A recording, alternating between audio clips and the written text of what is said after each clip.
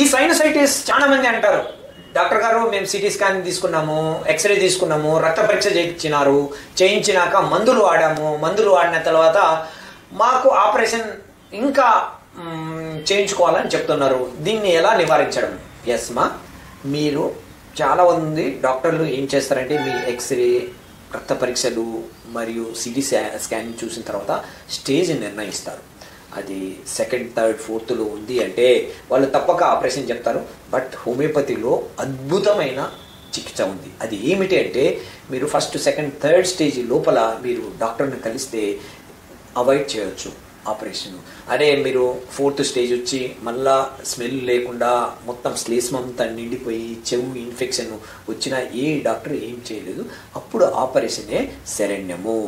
ఇక ఆపరేషన్ లేకుండా అద్భుతమైన జెనెటిక్ కాన్స్టిట్యూషనల్ సిమిలిమం అనే మందులు, సిటీ థెరపీ ద్వారా అద్భుతమైన చికిత్స హోమియోపతిలో ఉంది. ఏమిటి ఈ జీసీఎస్ అంటే మీ శరీర తత్వానికి మీకు ఏ పదార్థాలు పడడం లేదు, మీకు ఏ దానివల్ల ఈ ఇన్ఫెక్షన్ వస్తుంది, మీ రెసిస్టెన్స్ పవర్ ఎంత, మీ రక్తంలో ఏం తేడా ఉంది, మీ వంశపారంపర్య చరిత్ర, ఇవన్నీ మనం క్రోడీకరించి అద్భుతమైన మందు ఇవ్వడం హోమియోపతి వైద్యులకు తెలుసు. దాన్నే జీసీఎస్, టోటాలిటీ సింప్టమ్స్ అంటారు, జెనెటిక్ కాన్స్టిట్యూషనల్ సిమిలిమం. దీంతో అద్భుతాలు చేయొచ్చు.